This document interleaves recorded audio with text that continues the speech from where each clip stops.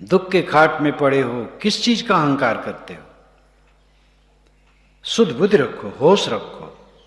बहुत थोड़ा सा समय मिला है, ये जवानी, ये सुबह समय, ये प्रौढ़ावस्था, ये चलना फिरना, देखना सुनना दौड़ना बहुत दिन का नहीं है, आजकल में खारिज हो जाएगा। इसलिए विनम्र होके अपने मन की मैल को धो। उपजे ज्ञान विचार शुद्ध बुद्धि के हृदय विधय, जिसमें शुद्ध बुद्धि है, होश हवास है, देखता है जीवन की दयनीय दशा को, वो विनम्र हो करके गुरु ज्ञान ग्रहण करता है और उसके हृदय में ज्ञान विचार उत्पन्न होता है। झिरमिर बरसिया पाहन ऊपर में, माटी गली पानी भई पाहन वाही ने। झिरमिर बरसिया, प्रयोग कितना सुंदर है। पाहन ऊपर में, पर्वत के ऊपर खूब रिमझिम पानी बरसा। माटी गली पानी भई, उसमें जितनी मिट्टी पड़ी थी वो गल गल करके पानी हो गई, यानी पानी के साथ बह गई। लेकिन पाहन वाही ने, पाहन का प्रेम क्या है? टस से मस न होना चाहे जितना बरसो, टस से मस नहीं होगा। ज्ञान विवेक की वर्षा हो रही है, जिसका मन कोमल है मिट्टी की तरह, वो घुल जाता है और वो अपनी दशा में आ जाता है। लेकिन कठोर हृदय अहंकारी, दुनिया की कामना और अहंकार जिसके अंदर में ठूस ठूस के भरा है, वो ऐसे कठोर रहता है, कुछ विधता नहीं। हरिया जाने रूखड़ा उस पानी का ने, सूखा काठ न जानी है कतहूं बूढ़ा में। हरिया जाने रूखड़ा, हरिया रूखड़ा पानी का नेह जानता है। हरिया नाम हरा भरा, रूखड़ा नाम वृक्ष, रूख। हरा भरा वृक्ष पानी का स्नेह जानता है। पानी पाया, गगन मगन हो गया।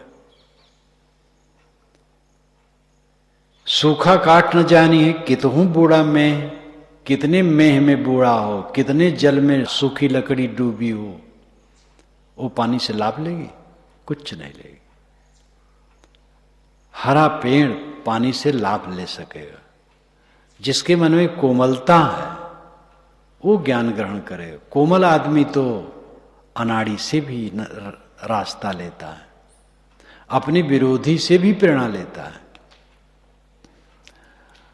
पतंगे दीपक की ज्योत में जाके कूद कूद करके जलना चाहते हैं।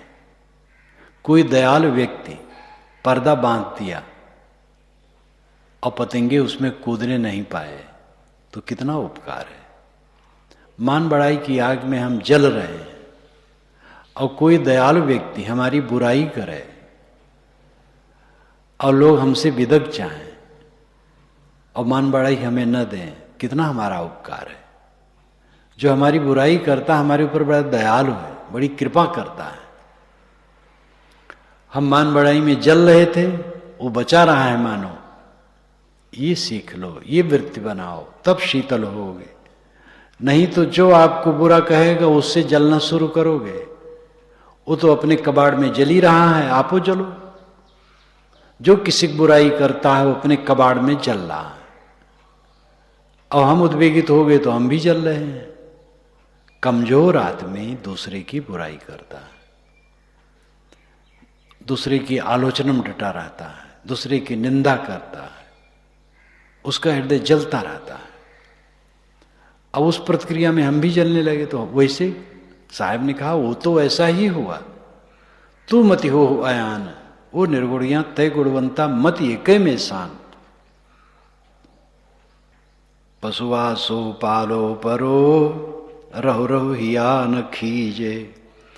ऊसर बेज न उगसी बोए दूना बीजे। पशुआ सो पालो परो, रहो रहो हिया न खीज। पशु तो उदाहरण दिया जाता, पशु बेचारा ईर्षा द्वेष करने वाला नहीं होता, निंदा करने वाला नहीं होता। यहां पशु का अर्थ मूर्ख, मूर्ख मनुष्यों से पाला रहु रहु बार बार पड़ता है।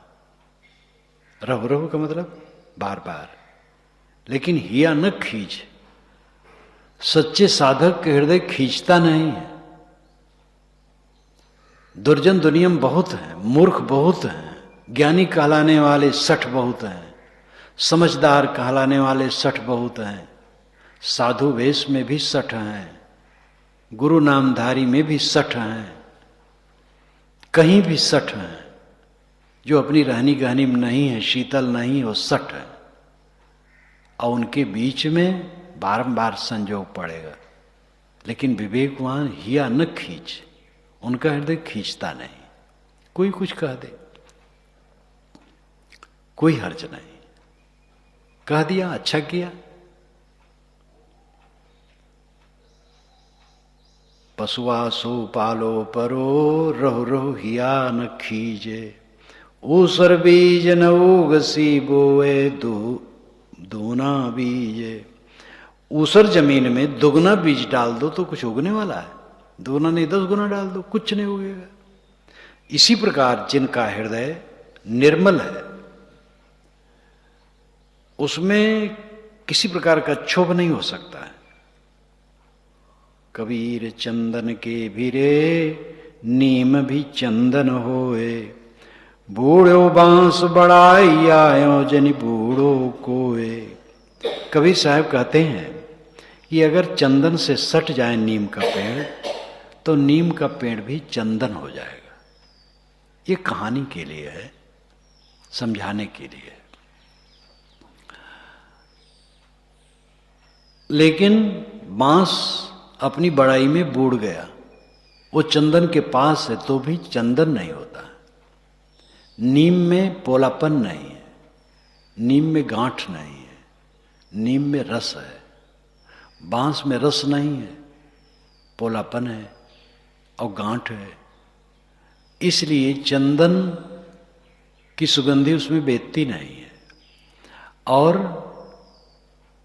नीम में गांठ नहीं है, पोलापन नहीं है, सरस है, इसलिए सुगंधी बेच जाती है।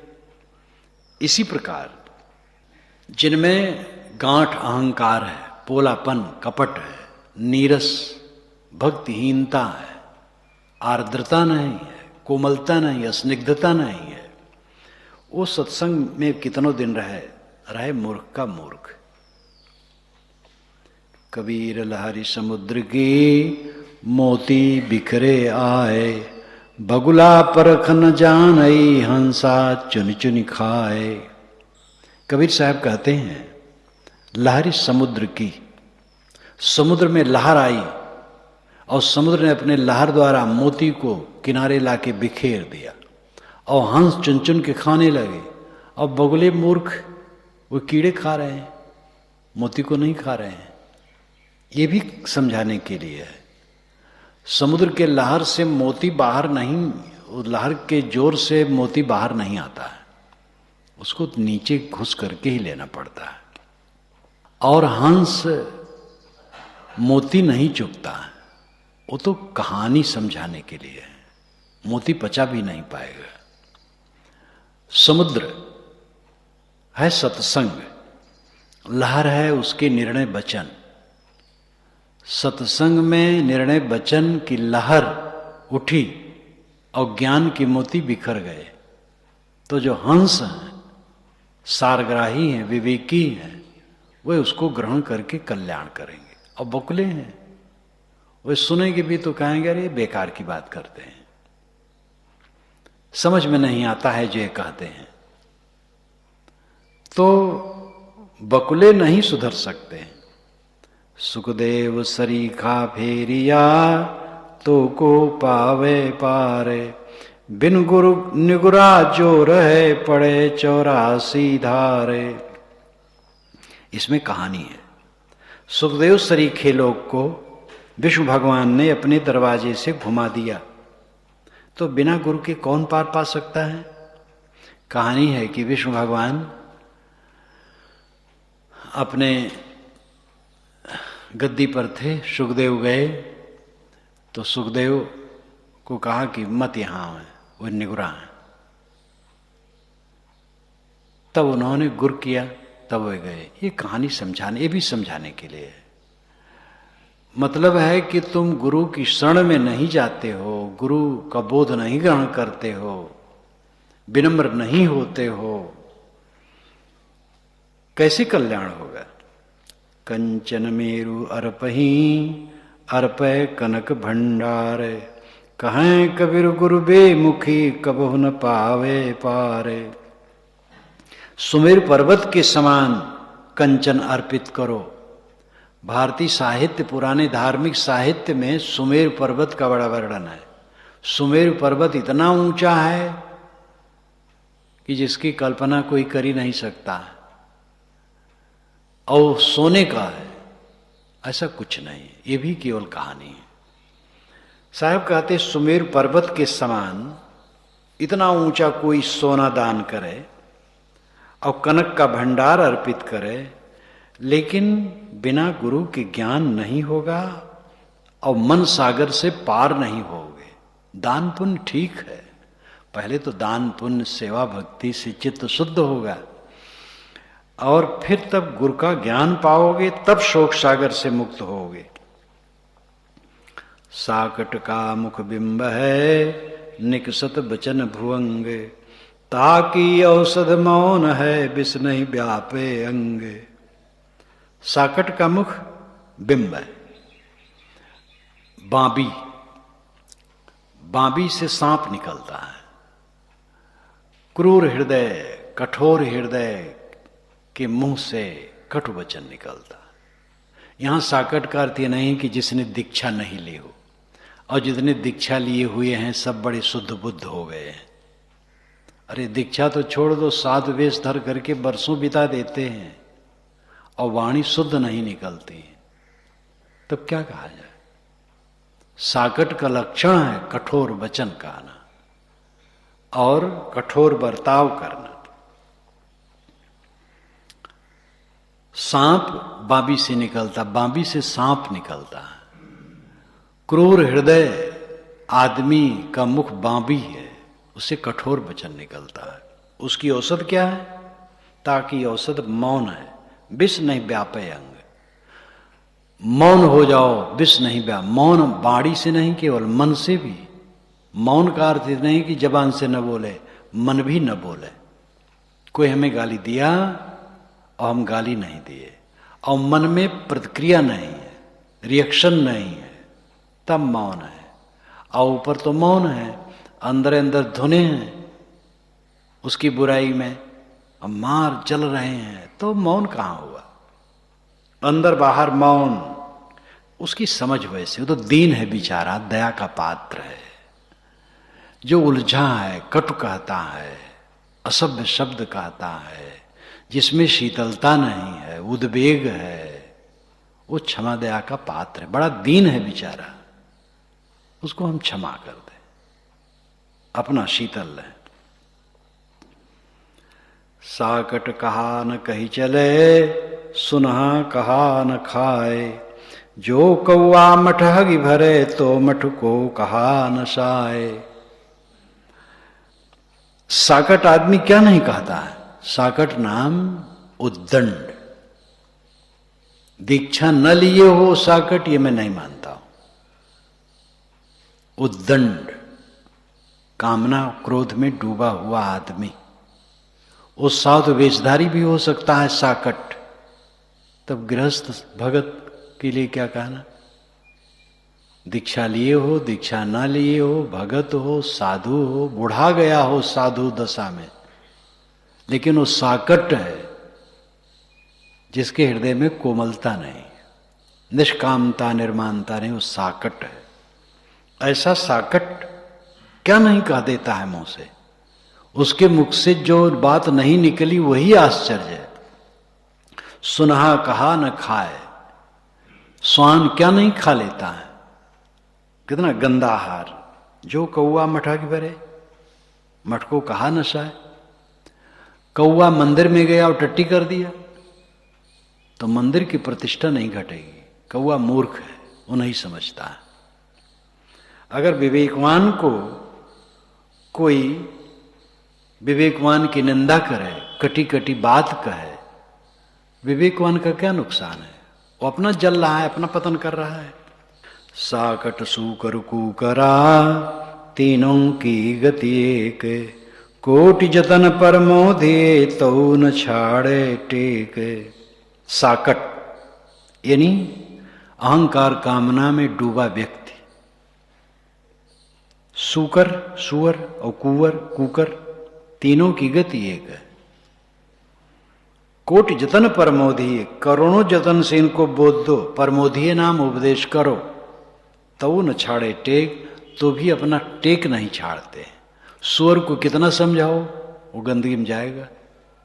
कुकर को तुम दाल भात रोटी खिलाओ लेकिन छोड़ दो तो गंदगी मुंह मारेगा। इसी प्रकार साकट की दशा है। साकट क्रूर हृदय, अहंकारी, अहंकार कामना में डूबा व्यक्ति साकट है। टेक न कीजय बावरे, टेक माही है हानि, टेक छाड़ मानिक मिले सदगुरु वचन प्रमाणी। अय बावरे, अय पगले, टेक न कर, अहंकार मत गांठ। किस चीज का अहंकार तू करता? सारा अहंकार देह जनित है और देह ही तेरी नहीं है। देह ही इतनी कच्ची है जिसका कुछ इत्मीनान नहीं। जो एकदम बदहवास होता वही अहंकार कर। हम सब अहंकार करते, सब बदहवास है। अपनी अपनी बदहवासी को देखो, अपने अपने को संभालो। टेक माही है हानि। टेक का मतलब है पक्ष पकड़ना, अहंकार में डूबे रहना, इसमें हानि है। टेक छाड़ मानिक मिले, टेक छाड़ करके माणिक्य मिलेगा, ज्ञान मिलेगा। जब अहंकार छोड़ दोगे, निर्मानी हो जाओगे, तब ज्ञान मिलेगा। सद्गुरु वचन प्रमाणिक, सद्गुरु के वचन का प्रमाण मानकर उनका आधार लेकर के तुम्हें ज्ञान होगा। साकट संग न बैठिए करन कुबेर समान, ताके संग न चालिए पड़ी हैं नरक निदान। साकट संग न बैठिए, साकट के संग में न बैठो।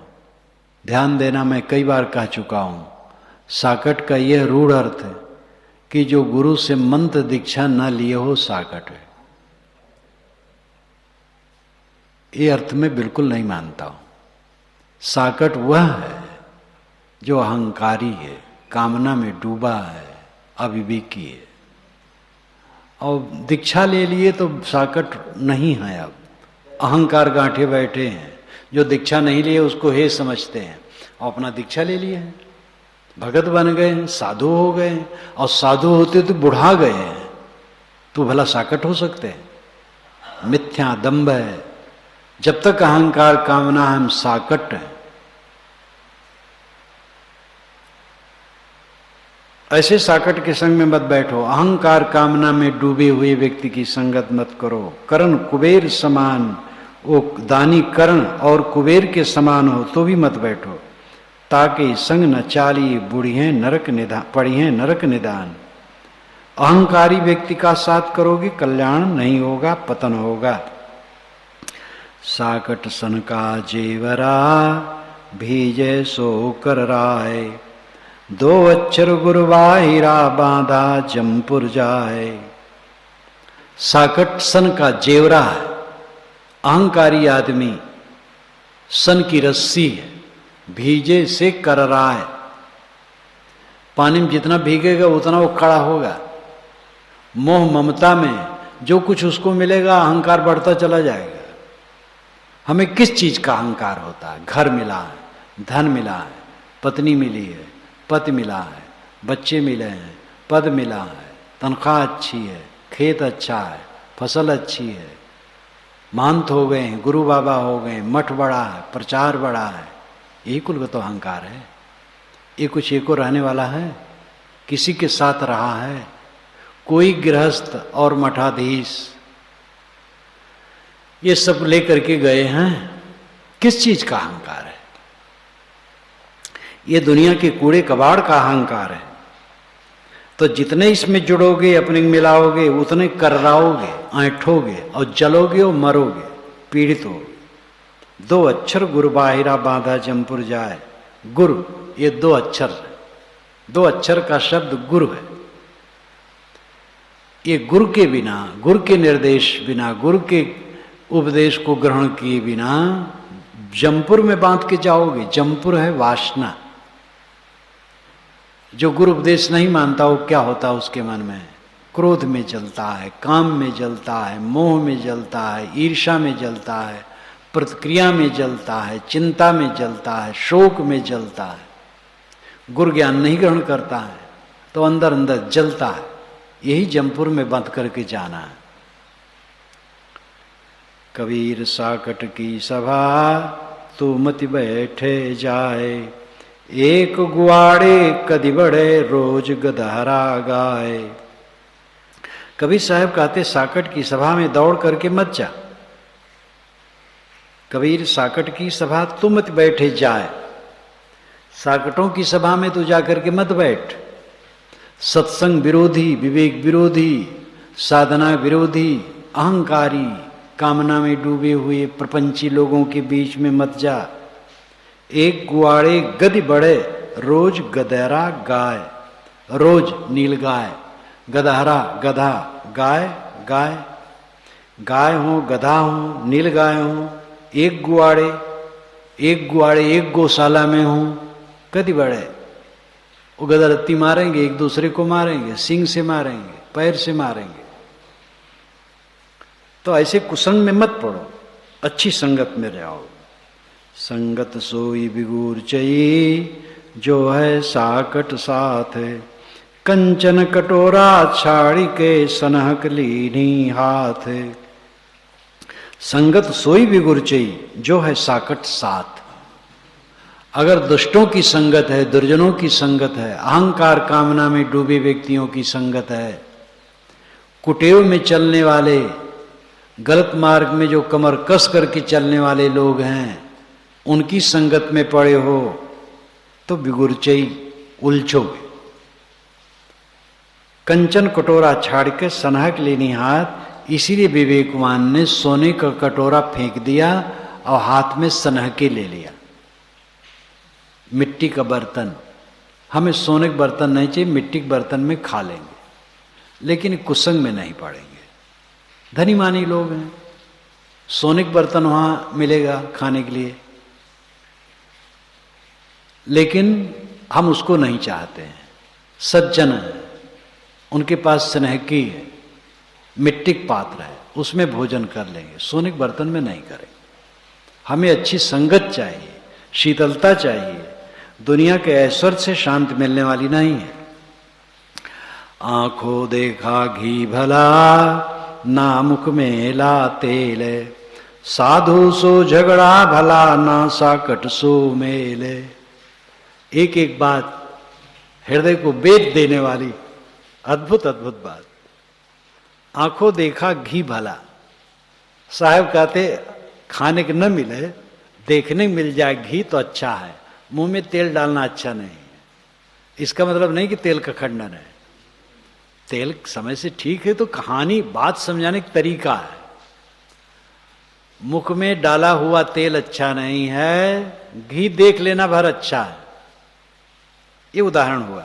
साधु सो झगड़ा भला, साधु से झगड़ा अच्छा है, नहीं साकट सो मेल। दुर्जन से प्रेम व्यवहार अच्छा नहीं है। जो दुर्जन है, स्वार्थी है, अहंकारी है, कामनाग्रस्त है, ऐसे लोगों की संगत करोगे, प्रेम करोगे, पहले लगेगा ठीक है, लेकिन पीछे ऐसा उलझोगे क्योंकि वह सकामी आदमी, अहंकारी आदमी है, समताशील, क्षमा, दया उनके जीवन में है ही नहीं है, तो पीछे ऐसा उलझोगे कि बड़ा दुख होगा। और साधु से अगर झगड़ा हुआ तो कुछ समाधान होगा। अगर सज्जन आदमी से कहीं विवाद हो जाए तो आपस में दोनों बैठ करके सोच लेंगे भाई गलत किया हम लोग, ऐसा नहीं करना चाहिए। हरिजन की लाता भली, बुरी साकट की बात, लातों में सुख उपजे, बातें इज्जत जात। हरिजन की लाता भली, हरिजन संत जन की लात अच्छी है।